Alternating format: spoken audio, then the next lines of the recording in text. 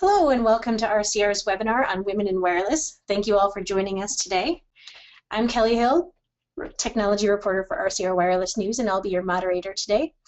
We're joined for this discussion by Carlton Hill, who is Vice President of Device Operations and Developer Services for AT&T, Karen Caldwell, who is founder and president of Caldwell Compliance, and Blair Bodie, who's Executive Director for Industry Relations for the Women's Wireless Leadership Forum. Blair is also VP of Business Development at Kineticom. So this webinar accompanies a special report that is available for download today on rcrwireless.com. This report covers the topics of looking at women in the wireless industry and the fact that companies and organizations are investing more in attracting and maintaining talented women and some of the current initiatives that are out there. Despite progress on an individual level, the statistics that are most recently available actually show that women's participation in telecom has decreased slightly in recent years.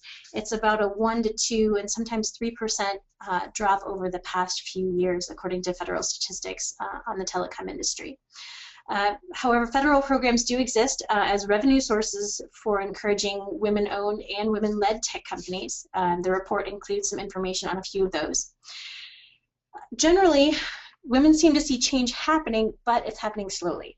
More women are taking on prominent roles in the industry. You see more women executives these days, but when you look at the statistics, overall women still dominate office work versus management and executive positions.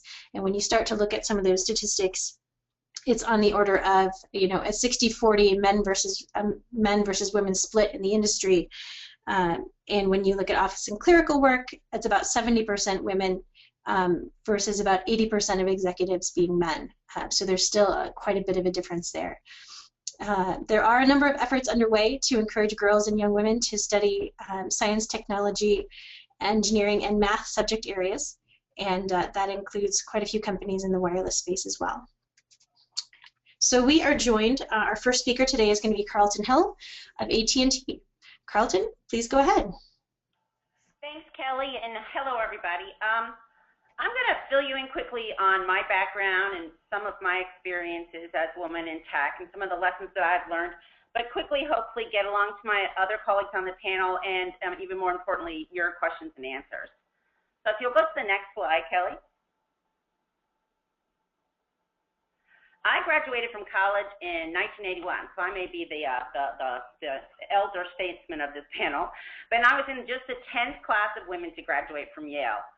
My experience at Yale actually established the cornerstone of my position on being a woman, both in society and in business, at school, and later on in technology. Because Yale diversity was highly prized. I mean, I probably got into Yale because I'm a woman. From the very beginning, being a woman, being uniquely myself, has always been a benefit and an advantage, not a hindrance. Next slide. My first job when I got out of school was with Ogilvy and Mather in DC, and I was, with my highfalutin Ivy degree, I was an administrative assistant. I think it had a lot more to do with the fact that my degree was in philosophy, though, than my gender. Unfortunately, we didn't have any STEM encouragement programs going on at the time I was in school. Anyway, I still quickly found my way back into the thick of technology and into what was at the time a revolution in telecommunications.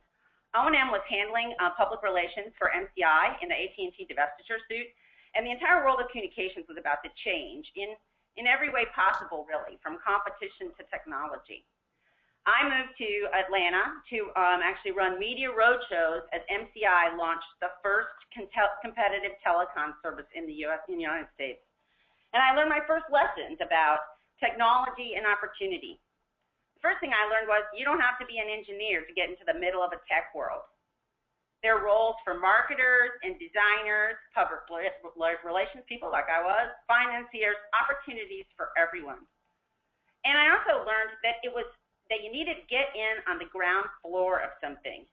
In the beginning of an effort, in the beginning of an industry, there is no old boy network. There's no one stubbornly holding on to the old ways of doing things. Major times of opportunity mean opportunity for everyone. Next slide. Oh, this is a crazy slide. I joined Bell South in 1987, and I thought I'd spend a year or two at a big telco, and then I'd go back and join a smaller firm. But 4 mergers, this is kind of a picture of this, 4 mergers, and 27 years later, I'm still here. I'm now the company is called AT&T, and I rode this crazy roller coaster until we became AT&T. Look, I'm not even going to start to run you guys through the entire history of this funny name change, but some of you may have heard Stephen Colbert's hysterical and actually totally accurate explanation of this journey is illustrated in this chart. And if you haven't, I highly recommend you looking it up on YouTube because it was a wild ride, and this is a funny story about it. We move to the next slide. Anyway, I stayed at Bell South because I kept finding those ground floor opportunities right here in my own company. Wireless blew up first, and I worked on teams that built the Southeast networks, built networks all over South America, in Australia and New Zealand. We pioneered new digital technologies from NAMs to TDMA, and we led the industry in evolving handsets from 3-pound car bags to handies or handhelds. Then my team represented Bell South in all the PCS auctions, and we built one of the first GSM networks in the U.S. and in the Carolinas.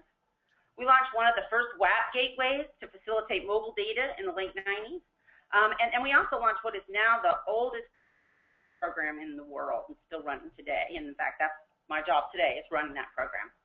From the mobile app economy taking off to the introduction of API access to network platforms, I have kept finding new opportunity at this same company. And if you go to the next slide, I also found a great company and a great industry for women, because like Yale, Bell South, Singular, AT&T all believe firmly in diversity and inclusion. And like all of the most productive teams and companies, a culture of helping everyone succeed together is the norm. I mean, the framework of that culture is mentoring. I've had mentors, I've been a mentor many times, and learned from every one of these experiences. So, find the ground floor, find an opportunity for everyone, and find a mentor. And I look forward to hearing all your interesting questions today. So I'll turn it back over to Kelly. Okay, great. Carlton, thank you so much. As Carlton mentioned, there is going to be a Q&A session at the end of the presentation by our speakers. So if you have questions, please feel free to submit them, and we will try and get as many of them answered as we can. So now we're going to move on to Karen Caldwell of Caldwell Compliance. Karen? Hi, thank you, Kelly, and I'd also like to thank RCR for including me in today's important discussion. So as the slide indicates, my name is Karen Caldwell, and I am president and founder of Caldwell Compliance, and I've actually been in wireless since 1994. Next slide, please. This slide just is an overview of our company, a quick blurb about who we are and what we do. We are headquartered in Pleasanton. I started the company in 2000. We have people in various locations throughout the United States, and we work on sites throughout the United States and in Puerto Rico. We have a workforce of approximately 47 people, and we specialize in superior regulatory compliance management for wireless telecom. Next slide, please. So I do want to start out by saying this slide represents strictly my experience. There's no scientific background associated with this slide whatsoever, but this is my experience. As I mentioned, I started in '94. I came in from a different industry. I started my work life as an auto parts person, and then I went into manufacturing. And just to lay the ground floor, I was an English major, so I did not come in with a technical background at all. And my first job, starting in wireless, as I mentioned, was in '94, and I was doing site act zoning and project management. And I was the only woman working in the field. All the other women in the office were in administrative roles, but I think a couple of things fell in my favor, and one that I did come from male-dominated background, certainly coming out of the auto parts industry. But also, I made sure I was really, really prepared walking into my first job. I had the fortunate ability to shadow a very good friend of mine who was already in the industry, and he introduced me to several of his friends. And so prior to even walking into my first job, I had reviewed a lease. I knew leasing, the parameters of a lease and the importance of a lease. I had attended zoning meetings. I went to several cell sites and took pictures and did flashcards to myself so I could name every piece and part of a cell site and everything associated with it. So I pretty much, before I even started my first job in the business, could walk you through the process from start to finish. Granted, to reflect back on something that Carlton said, I had the luxury and the opportunity of having a really good mentor in the business. So moving forward in 2000, you can see from my perspective, things started to shift. At the same time, I started my own company, but I also began to notice that there were more women coming into the wireless industry, and they were becoming more in positions of authority. And I see the trend continuing, and obviously for the future, I hope that we'll become gender blind and that advancement will be based solely on merit. Next slide, please. So I wanted to have another slide in between this one that read how to succeed in wireless without really trying, but I was afraid that the joke would fall flat for one, and the reality of it is you have to try. And that's kind of the message I want to get across in this slide. In order to really succeed in this business, you need to know not only your job, but you need to know the job functions around you. And as Carlton again alluded to, the more educated you are within the industry, the more able you will be to take advantage of opportunities as they're presented to you. And so my suggestions are pretty simple for people, anybody, women, men who want to advance. Set your goals, find your path, and monitor your progress. Do not put your career in the hands of other people. You have to take control of your own career. Learn as much as you can about the world around you, regardless of whether it is directly related to the job you do today. If you are in leasing, learn about zoning, learn about construction, learn about compliance, learn about RF, and your knowledge will allow you to then take advantage of opportunities as they present themselves. Be good at your job. Always be reliable. Be positive and enthusiastic. The person you work for today might work for you tomorrow. That's always something to keep in mind in this business. Ask for feedback and ask for stretch assignments. And so by that, get out of your comfort zone. Maybe even scare yourself a little bit with the tasks that you're willing to take on. Network. Attend social events. And I want to touch a little bit upon networking and what I see, my observations. I go to a lot of networking events, and so often I find the people at the networking event standing there talking to the people that they work with. If you're going to go to a networking event, make sure you have a goal in mind of meeting one or two people. Maybe you target a specific part of the business that you want to learn more about, and make sure you walk away having met those people. That's how you're going to develop your network. That's how you're going to develop mentors. And then always be gracious to pay it forward and make sure that if you have the opportunity to mentor someone, that you take the time to do that. I know we all get really busy, and it's easy to not return that phone call. It's easy to not return that email, but you do want to make sure that you pay it forward. Next slide, please. So how are we applying these principles within Caldwell? We allow everyone to participate in the same training programs. We continue and encourage continuing education, both formally and informally. And flexibility, we do our best to create a flexible working environment. As stated here in the slides, women still bear the majority of the domestic load.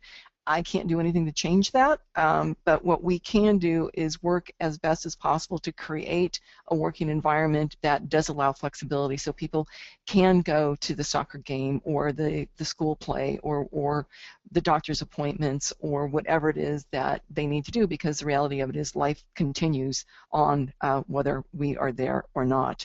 And the ultimate goal of everything is to ensure that everyone within our company has equal opportunity. Next slide, please. Just as a quick close, again, I want to thank everyone in attendance and thank you for allowing me to participate. Okay, Karen, we'll look forward to hearing more from you in our Q&A session.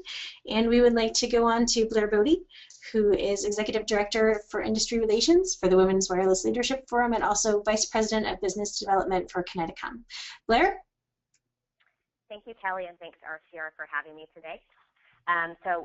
I am the Executive Director of Industry Relations for the Women Wireless Leadership Forum, as Kelly said, and I also am the Vice President of Business Development at Kineticom. Kineticom provides technical talent and professional services in both the U.S. and Canada. Next slide, please.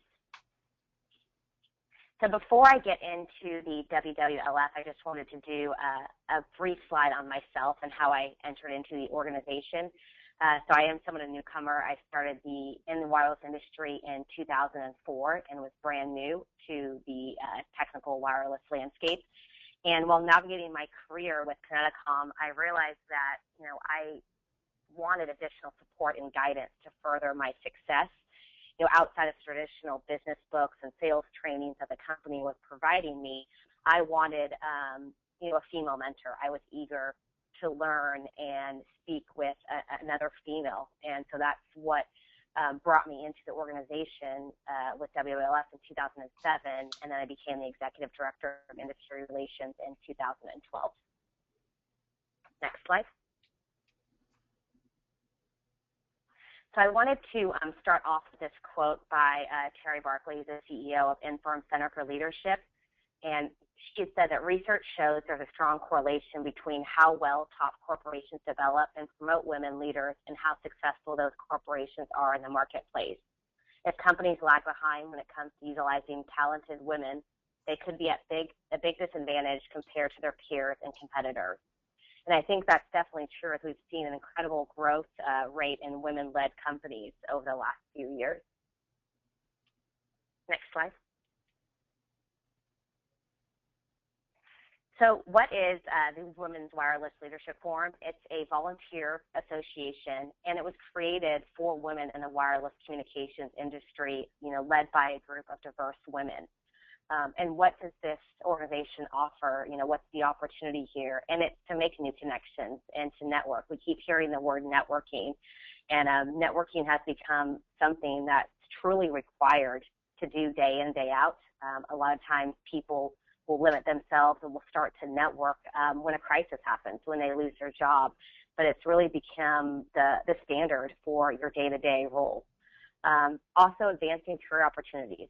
How can you do that? Mentoring yourself and working with one another on the opportunities that are out there. Sharing experiences that women have had in the industry. Also increasing the knowledge of the industry and career topics. We work in a very technically driven landscape of where, the technology is constantly evolving and changing. And a lot of times, we're unsure of how to navigate those changes. So it is another avenue to stay ahead of the trends. Building relationships that are rewarding, mutually beneficial to both parties, and then gaining personal development. Next slide. For those that do not know, the WWLF is associated with PCIA, and PCIA represents the companies that make up the wireless telecommunications infrastructure industry.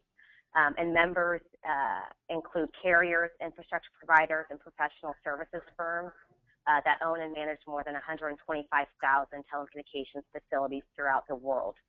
So we do have strong ties into PCIA and access to those companies and information. Next slide. So the mission of the organization is crucial to our success. So we look to create a network of women committed to supporting leadership, educational, and national networking experience, to identify both leadership and educational opportunities for women, to strengthen the bonds of communication between women in the community by sharing industry knowledge and expertise, and also the commitment from our members to mentoring future generations in order to establish, a long-lasting legacy of leadership throughout the organization. Next slide, please. So what's in it for you? A bit redundancy, but we definitely are looking to help you strengthen your network of professionals of the industry to have access to different events that are held both by the organization and PCIA, different type of educational webinars that cover technology-specific topics as well as career development, personal development information and events, access to the database. There might be someone that would like to link in or connect with and network with, we definitely allow access to the members in WWLS. Identifying mentors and role models for people that are new to the industry, and then opportunities for community and charity involvement. Next slide. So the organizational structure, we talked about, it is a volunteer organization. So there's a lot of areas in which the organization is looking for members to help support and drive our initiatives. And this is a quick breakdown that we have executive directors responsible for the education piece, membership, events, industry relations, which is what I handle, PR, communications, and ways and means.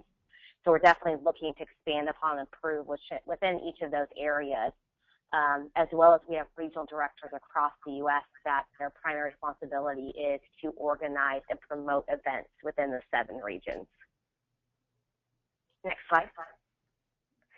So I put this slide on here because a lot of times when I'm traveling, I will meet women who say, I don't know anyone in my area. I only know the people I work with. It doesn't seem like there's a lot of networking events. And this just shows that we have broken down the country in regions, and we have directors in each region who are responsible for bringing events to each of the markets, so that, women that aren't allowed to travel can hopefully have at least one event in their backyard, and or be at least connected with other members within their city that they might not have known prior to joining the organization that they can lean on for mentoring.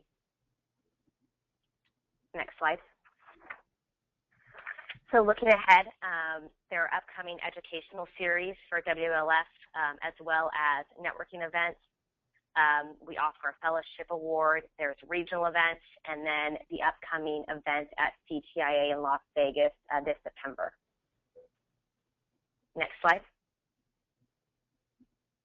So I'll just touch upon a few here, but you can also visit the website below, but we have a plethora of events coming up across the U.S. Our site is continuously updated. We send out blasts on a weekly basis. But this kind of just goes to show you that we have events from, tuning up your golf game. A lot of the industry-related associations do have golf outings. And one of the things that our members came to us and said, we're not comfortable on the golf course. We may have never picked up a golf club. We want to, know the basics of golf. So we really try to drive that home with our members, that we can provide what they're looking for and do a quick, what we call tune up your golf game to learn the basics of golf. Down to technical webinars, the growing importance of Wi-Fi and the HeadNet. So we're constantly asking our members, what do they need, what do they want from us to ensure that we're meeting their expectations, as well as helping them further their career. Next slide. So we talked about on the last slide the fellowship award, but one of the things that the organization does is we look to award a fellowship award each year to a member who is new to the industry. And the idea is that we're helping them in the door. We're providing them with a mentoring one-on-one session. They have someone they can call and contact if they have questions, especially, as Karen touched upon, when you're starting out and networking these events, you tend to talk to only the people that you know. So helping them and introducing them into a vast majority of a network that they may not have had if they hadn't joined the organization. Next slide. And then the mentorship program, we're constantly asking our members to be a mentor. All of us at one point in our career probably have or still are being mentors. So we're, asking to pay it forward to, to do that and provide that mentorship that our members need. So we ask them to do certain things each year with their mentee, and also help with the organization to ensure that our members are getting what they need out of it. Next slide.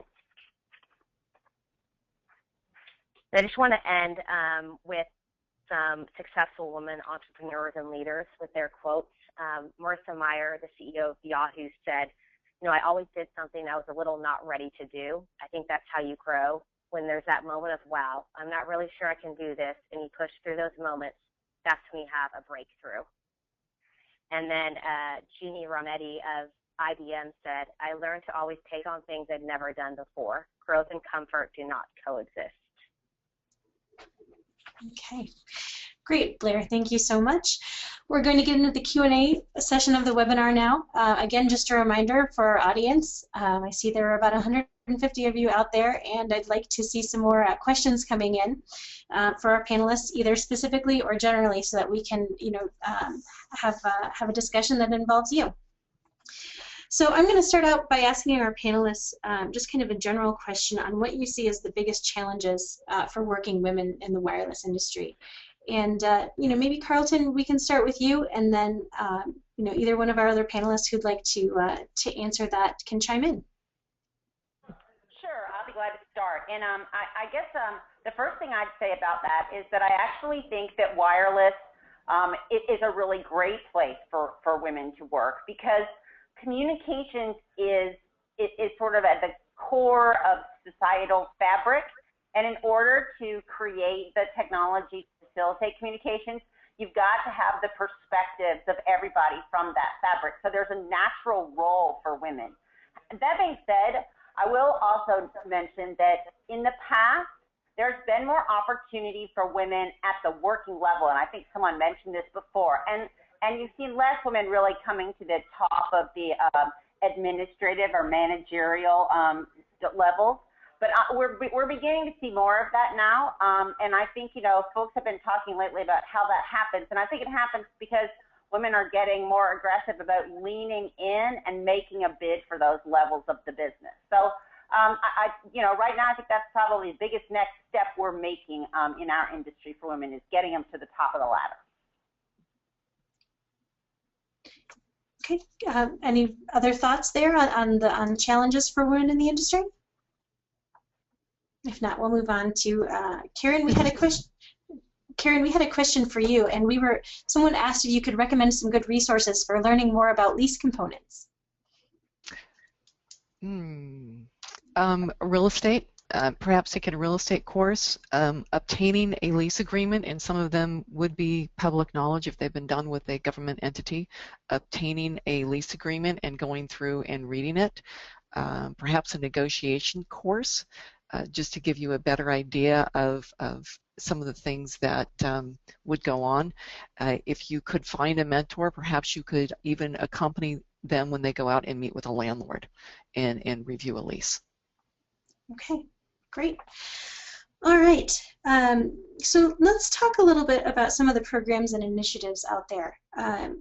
We've had, Google recently announcing that it was going to spend $50 million to encourage girls to learn how to code. There are, many companies with official programs, but there's also sort of informal mentorship that goes on in the industry. So I'd like to ask each of our panelists, particularly Carlton and Karen, to talk about what you think companies can do to attract and retain more women, and if you can give us some examples of programs or initiatives that you think are working or have been useful to you as a woman in the industry. Karen, do you want to maybe chime in on that one?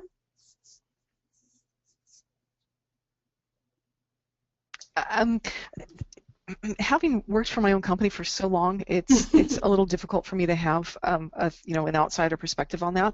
I do know that there are certainly a lot of network opportunities for women who are small business owners to meet other women, and also to interface with larger corporations to help give us some ideas and give us some guidance. The other thing I do want to emphasize, however, is I don't want women to let the lack of a technical degree dissuade them from coming into the business, because again, as I mentioned, I have an English degree, and I certainly don't want people to think, oh, I'm not an engineer, I can't code, I can't do this, so therefore there's not a place for me there.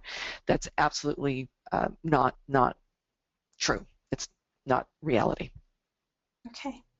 Great. And Carlton, you have a philosophy degree, so maybe you can tell us a little bit more about AT&T's programs and initiatives, and how you see that fitting into its push for diversity in the workforce.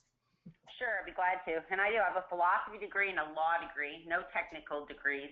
And that being said, I really do agree with Karen that you don't have to have a technical degree in order to really succeed in this industry.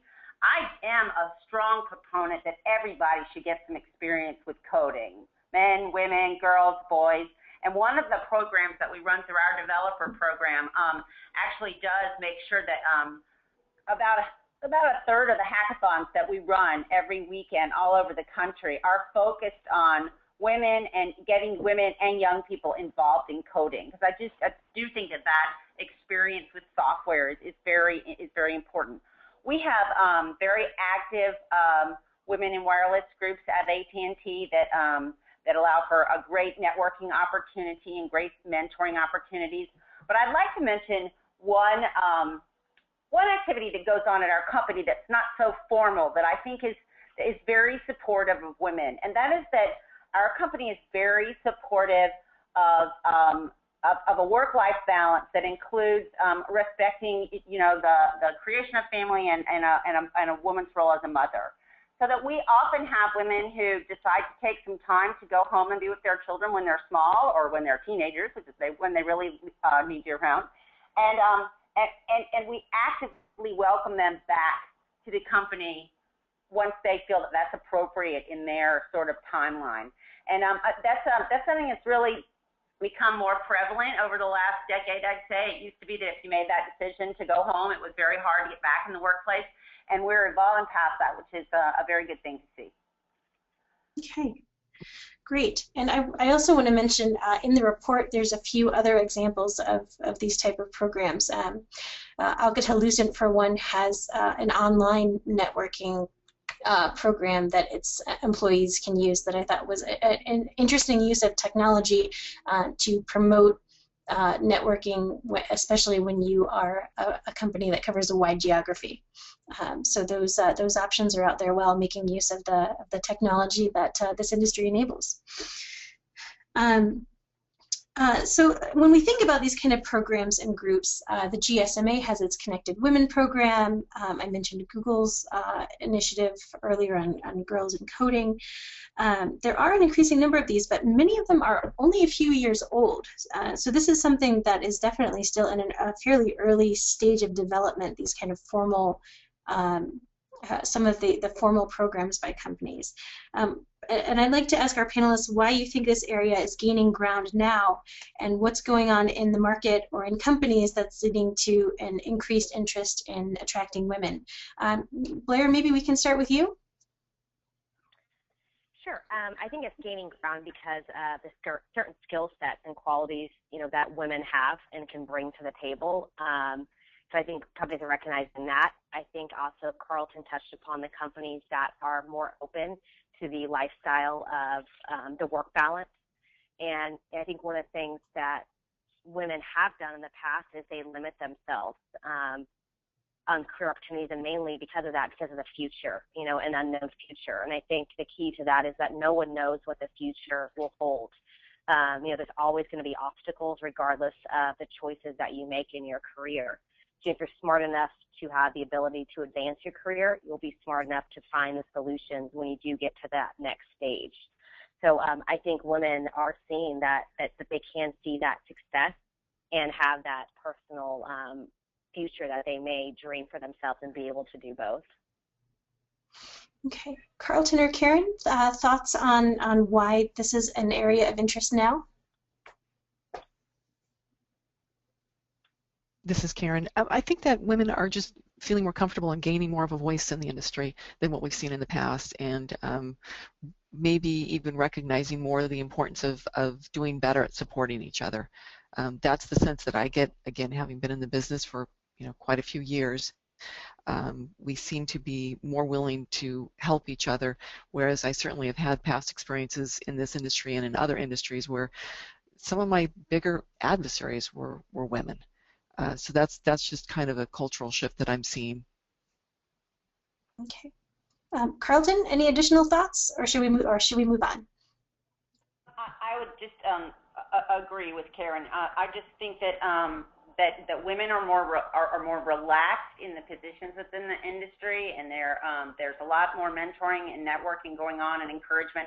And I also believe that our industry itself realizes that it has to sell into the full fabric of society, and it needs to have the perspective, as I've mentioned earlier, of fully half of it, and that's the women. Okay, great. And we have one question from the audience about how did you all go about finding the right mentor who would support you throughout your career? And I think this is a good question for all of us.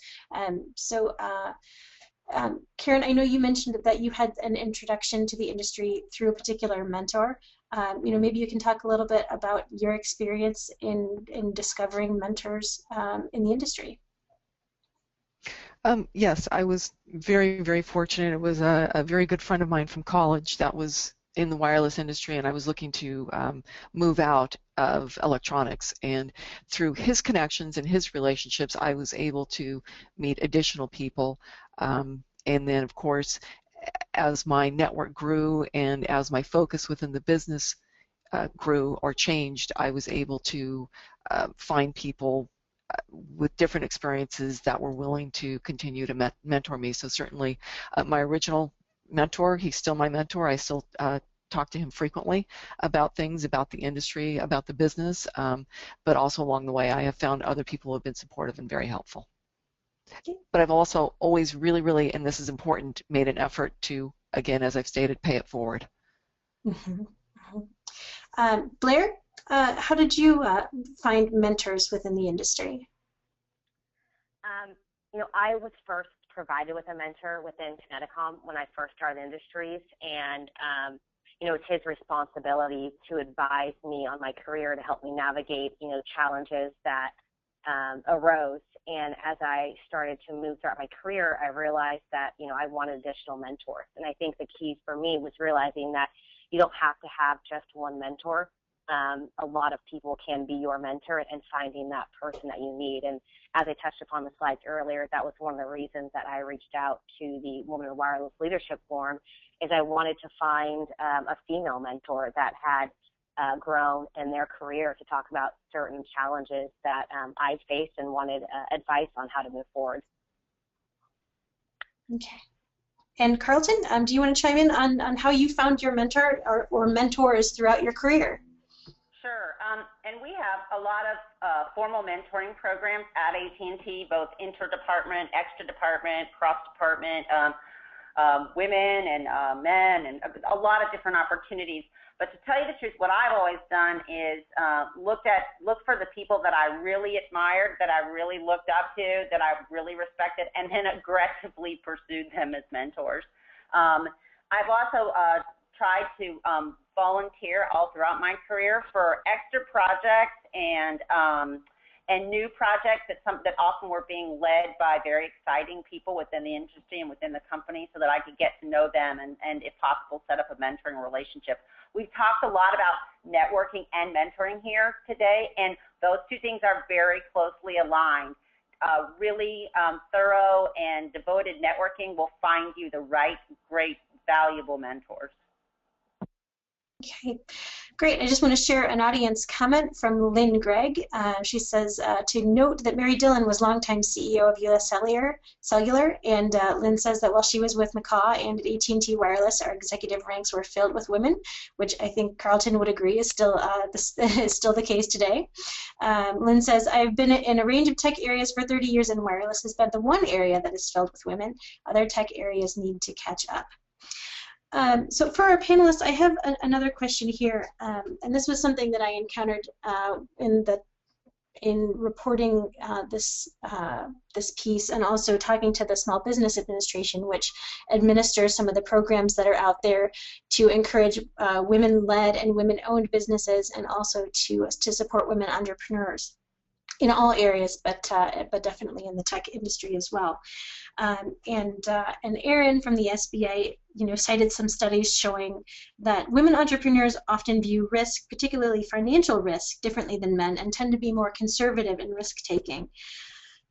So I'm wondering if you can talk to us about what risk has meant in your career, and how you would encourage women to think about risk, failure, and reward in terms of their careers. And maybe, Carlton, we can start with you. Sure. I think that everyone has to evolve their approach to risk. I mean, the business and our industry has totally changed our idea of how much risk tolerance we need to have, and how important risk taking is in our business. I mean, the entire sort of entrepreneurial economy requires that folks be willing to take risks and be willing to fail fast and move forward. I'm not sure that it's necessarily just a thing for women. It's really something for everyone. I'm not quite sure that I agree that women aren't as willing to take risks as men. I know some pretty brave, risk-taking women out there. Great. Karen, would you like to address that as well? The topic of risk. Yes, certainly. I can tell you, starting my own company way back when, there were a lot of sleepless nights wondering, you know, how does one leave the security of a large corporation? How do you make this jump? And fortunately, I was in the position. My spouse was very supportive of the move, so that helped with some of the risk taking. But I also think sometimes in our careers and sometimes in our lives, we have to look at it and say, if not now, when? And as Carlton alluded, when the opportunity knocks, you have to be willing to have the faith in yourself to say, I can figure this out, and also give yourself permission to fail, and understanding that even if you do fail, you're going to learn from that failure. For me personally, the biggest risk was financial. And so I just made sure that every step of the way, that whatever that financial risk was, it wasn't going to be, you know, devastating. I always knew I could get back into a large company. I just didn't know if I would ever have the chance again to start my own company. So just challenging yourself. Okay. I think it's definitely been worth it, and it's been very, very exciting. Okay. And Blair, thoughts on risk in the telecom careers as a woman? Yeah, I mean, I think taking risks definitely means stepping out of your comfort zone and realizing that you may fail and probably will at some point, but the reward and stakes, you know, can be high. And, you know, whether or not you want to move forward and take those risks. You know, Winston Churchill once said that success is not final, failure is not fatal. It's the courage to continue that counts. And I think it's the drive and courage that's in you to want to move forward, to take those risks, and identify if it's the right time for you to take those risks. I don't think that in anyone's career they can say that they haven't taken risks. You know, it's not a matter of if, it's really a matter of when.